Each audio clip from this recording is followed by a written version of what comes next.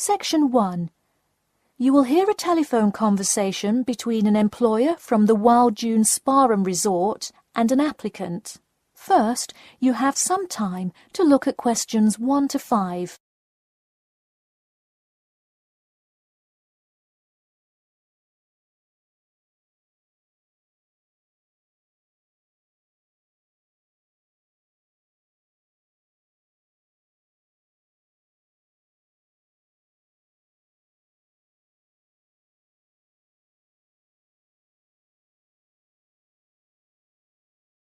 You will see that there is an example which has been done for you. On this occasion only, the conversation relating to this will be played first. Hello, is this John Murphy? Hi, yes it is. Hi John, this is Ed Heisenberg from the Wild Dunes Spa and Resort, calling about your application for our lifeguard position. Do you have a few minutes to talk? Yes, absolutely. The employer says that he is calling about the application for their lifeguard position. So, lifeguard has been written in the space. Now we shall begin. You should answer the questions as you listen, because you will not hear the recording a second time. Listen carefully and answer questions 1 to 5. Hello, is this John Murphy? Hi, yes it is. Hi John, this is Ed Heisenberg from the Wild Dunes Spa and Resort, calling about your application for our lifeguard position. Do you have a few minutes to talk? Yes, absolutely. Great, could you give me your address? Sure. My address is 45 Elsinore Court. I'm sorry, was that Eleanor? Could you spell that for me? Sure, it's Elsinore. E-L-S-I-N-O-R-E. Okay, thanks. And is this the number we should reach you at in the future? 099885767? No, that's my home phone. But let me give you my mobile number instead. 077 896 245. Call me on that one. Okay, I'll make a note of that. Could you tell me your availability? Sure, I'm usually available during afternoons or weekends. I'd prefer not to be scheduled on weeknights because I work part-time as a waiter. That shouldn't be a problem, since we don't stay open very late anyway. And do you have any other employment experience? Yes, I've worked at a few other places. I was the baseball coach at Richmond High School last season. I see. And do you have any other experience that you would like us to note on your application? Yes. Last year I worked at the beach as a rescue diver. Rescue diver? That sounds intense. Well, it's really just like being a lifeguard, except in the ocean instead of pool. So kind of like being a lifeguard at the world's largest pool. I see.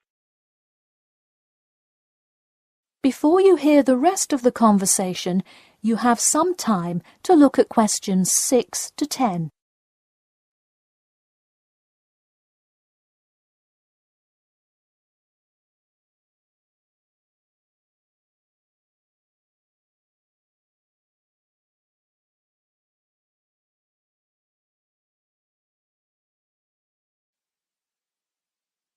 Now listen and answer questions 6 to 10. So could you tell me about the relevant skills you have? I'm guessing a lot given your experience. I'm CPR certified and have 2 years of diving experience. Great, it sounds like you are well qualified for this position. When does your CPR certification expire? I think in November, but let me quickly check my CPR card. Actually, it expires in October. Okay, so regardless, you have it through the end of the summer. When is your ideal time to work? Since I work in the restaurant on weeknights, I like weekends best, specifically Saturday mornings. I see. We do already have a lot of staff available on Saturdays, but I do need an early morning shift lifeguard. How early could you work Saturday morning? I can get there by 6 o'clock if need be. You'll be happy to know we open a little later than that, but I'll put you down for Saturday mornings here. Oh, awesome. I can't wait to get started. How about you come in next Saturday, the 12th? That sounds good. Great. We can figure out other shifts for you to work when you come in then. One last thing, just out of curiosity, where did you hear about us? I heard your ad on the radio while I was driving this morning. You know, I think you're the first person who has responded to our radio ads. It's almost always people who have seen us in the newspaper. Yeah, I don't have time to read through the newspaper every morning. I've plenty of time in the car to listen to radio ads. That makes sense. Well, thanks for your time, and we'll look forward to seeing you on the 12th. That is the end of section 1. You now have half a minute to check your answers.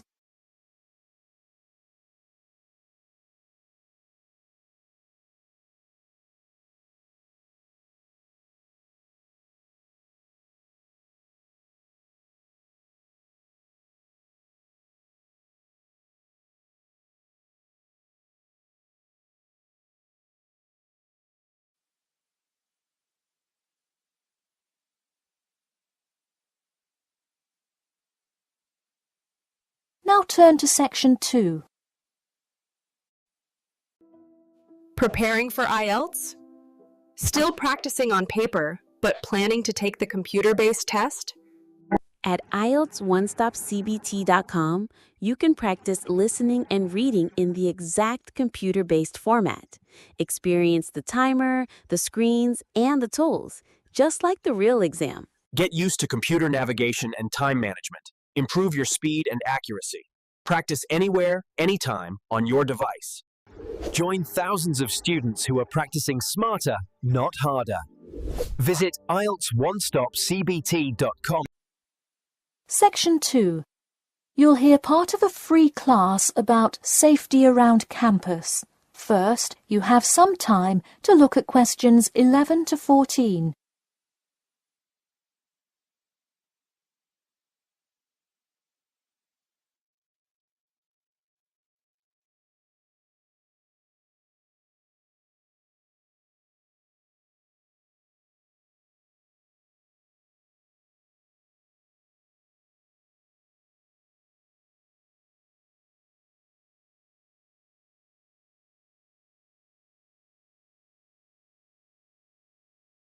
Now, listen carefully and answer questions 11 to 14. Good evening. I'm Geoffrey Miller from the University of Nottingham Student Union, and in this week's free class, Carlos Garcia is going to tell us about safety around campus. Over to you, Carlos. Thank you, Geoffrey, and thank you all for your attendance today. Also, I'd like to thank the Student Union here at the university for organising this lecture.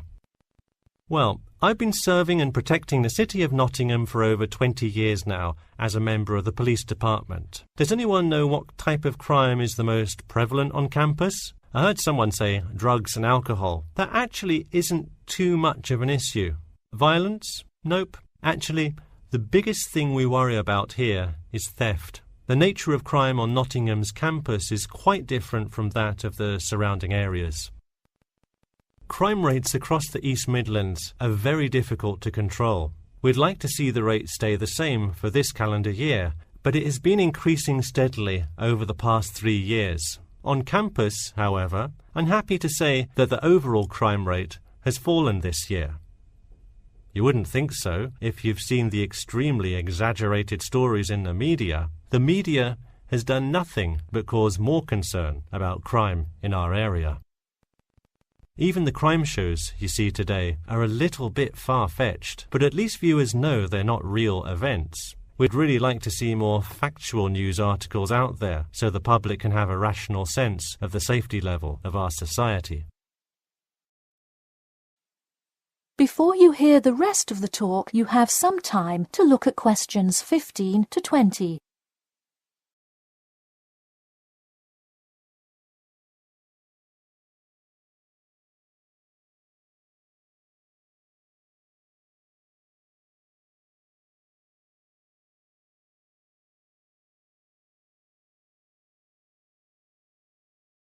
Now listen and answer questions 15 to 20. Okay, Let's move on to what to do when you see a crime. Do not get involved if at all possible, and do not draw too much attention to yourself by running away in a conspicuous manner. Though most likely, and hopefully, you will not have to experience this situation, if you are being mugged, please do not try to resist. Instead, be compliant and seek help after the incident. Like I said, though, it is highly unlikely that you will find yourself amidst a crime, but it is important to be prepared should it ever happen. We find that educating students and staff on the correct precautions to take is the best way to increase your safety. Just remember to be smart when you're out late at night and avoid any area or person that looks suspicious. I know it sounds obvious, but I cannot stress this enough.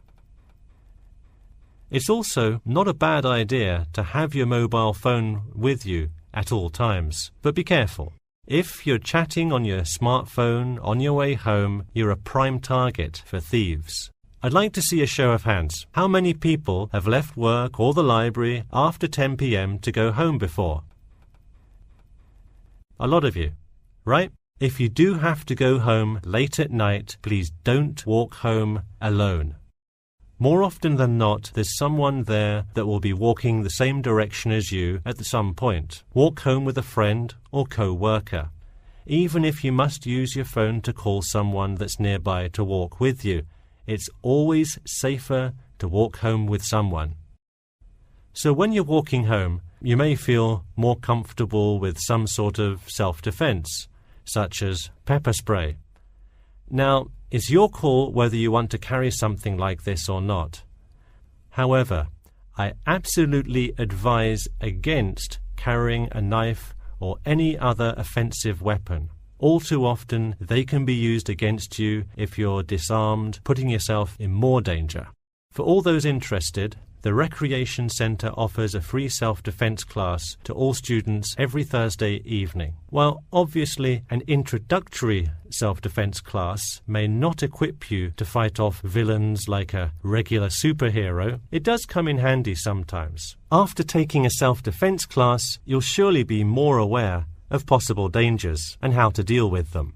So hopefully now you have a more complete understanding of the nature of crimes committed on your campus and how to avoid being a victim. I know most students at the University of Nottingham are not the criminal types, but remember that there is no barrier like a wall or something keeping non-students out. There's no army force securing the borders, and I doubt anyone wants it that way. The campus is generally a safe place, but it's not immune to small crimes once in a while. All right, that's all I have to say for today. Stay safe. That is the end of section 2.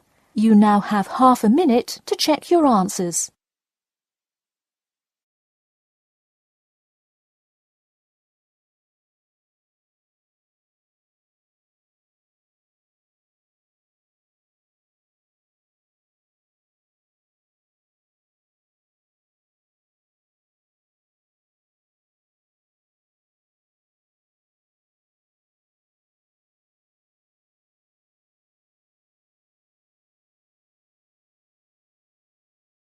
Now turn to section 3.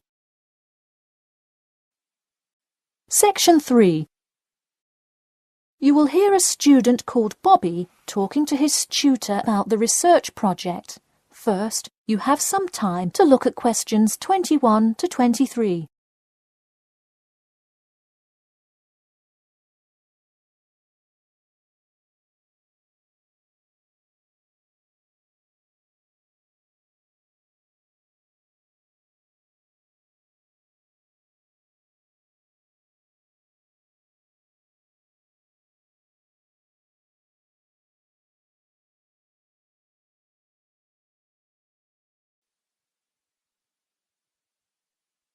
Now listen carefully and answer questions 21 to 23. Hi, Bobby. Go ahead and sit down. Tell me about your research project. Well, I decided to research football and keys for success on a football team. That sounds great. What are the guidelines for the test? Did the teacher talk to you about it in class? No, everything is on a handout that was passed out. It says that the first draft is due at the end of next week, and the second and third are due later on in the month. I don't understand why we have to keep revising and fixing it. Is this assignment really that important? Well, this project is a major requirement for passing 11th grade English and will go on your permanent record. Oh, really? Does that mean it will affect what English level I am placed in next year? Well, not exactly. You need a good grade to move on, but it is your overall grade and teacher recommendation that determines what level of English you are placed in next year. Anyway, tell me about your topic choice. Do you play football? Well, actually, it's because my father loves the sport. He watches it every weekend. Cool. It's a good idea to report on something you're interested in. Before you hear the rest of the talk, you have some time to look at questions 24 to 30.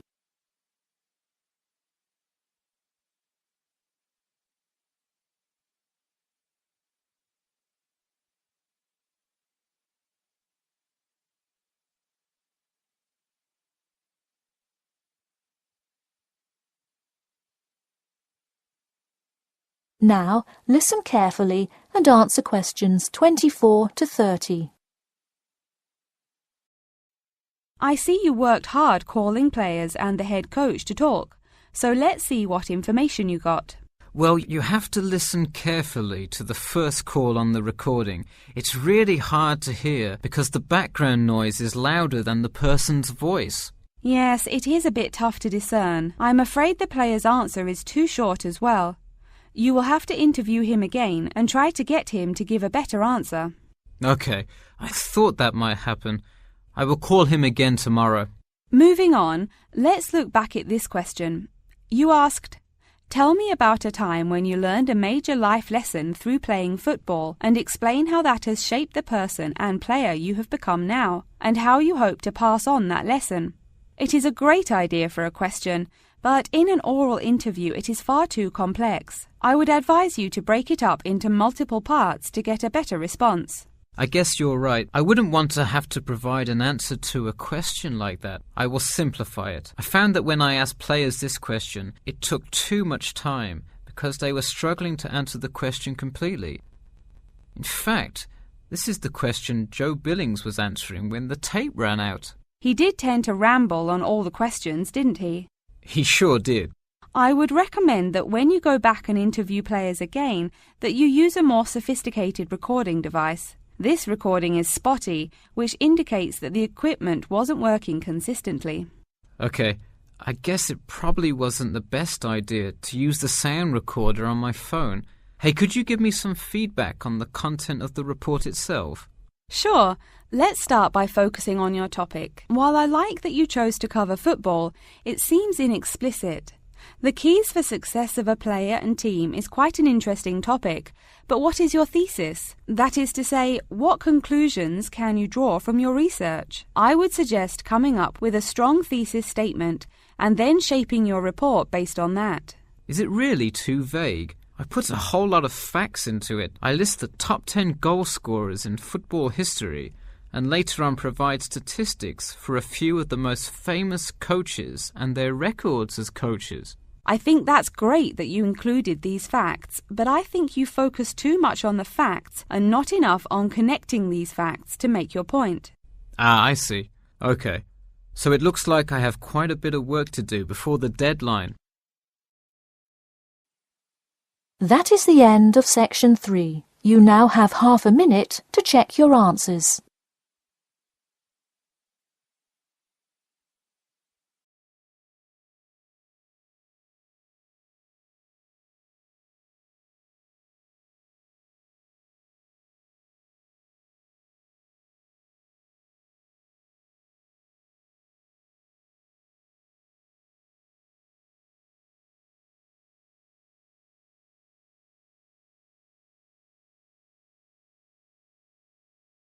Now turn to section 4. Section 4. You will hear part of a lecture about how to give a quality speech. First, you have some time to look at questions 31 to 40.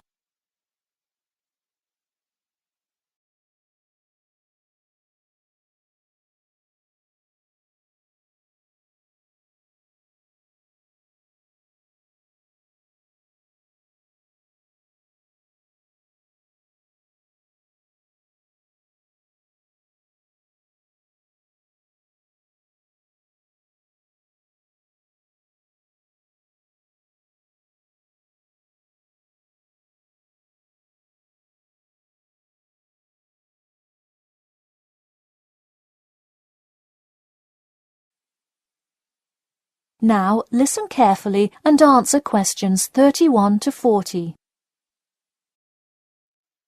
Good morning. Today I am going to cover the daunting task of giving a quality speech, a thought that makes most of us cringe. In fact, 90% of all people feel nervous about public speaking, about 10% of whom are described as genuinely terrified. Hopefully, when we are finished here today, you all will be in the 10% of the population who do not feel nervous at all.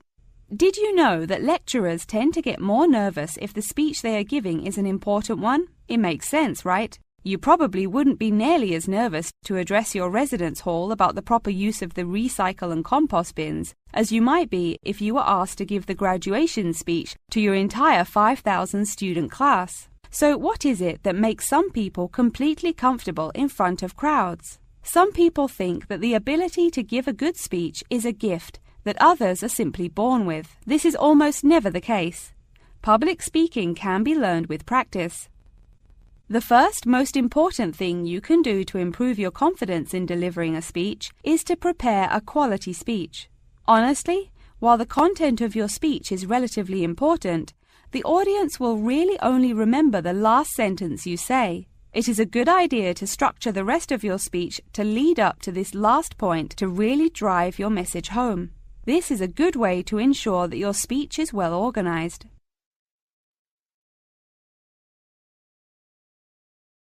Once you are confident in the quality of the speech you have written, the rest is just about your stage presence. Let's go through some do's and don'ts of public speaking. First, you want to command the attention of the room. Do not, I repeat, do not proceed with your speech until the audience is paying attention. Even Martin Luther King Jr.'s I Have a Dream speech wouldn't have made any difference in the world without the undivided attention of his audience. To continue with the I Have a Dream example, one of the reasons that MLK was such an effective orator was his ability to speak with passion and engage with his audience. That sort of charisma does not come from reading straight from paper. Don't get me wrong, it is a good idea to write your main ideas down on a note card, sheet of paper or something. But one factor that will consistently lead to a boring, forgettable speech is writing down your entire speech. Do not write your full speech down. If you are constantly reading your paper, you are not making eye contact with your audience, and thus failing to really express the feeling that goes with your ideas. I advise you write 1 or 2 ideas, so if you suddenly draw a blank, you have something to jog your memory. If you've written a good speech that you believe in, those ideas should be sufficient to keep you on track. Once you have those ideas written down, give your speech a few practice runs in front of the mirror, into your sound recorder on your phone, or with a friend before it comes time to address a crowd. That way, you can hear how the ideas come across, make sure there are no abrupt transitions, and find out whether you are talking too fast or too slow. Timing is important. Make sure you time yourself beforehand to see how long your speech is. That is pretty much it. With practice, you'll be able to deliver an expert speech that engages and even maybe inspires your audience. Just remember, speak with emotion. No one wants to listen to someone reading from a script. As I come to a close in my speech, I'll point out that I have employed all of these tips that I have covered. I practiced my speech ahead of time and timed it, and I can even show you my one small index card with just 3 simple bullets on it. It's as easy as that. That is the end of section 4. You now have half a minute to check your answers.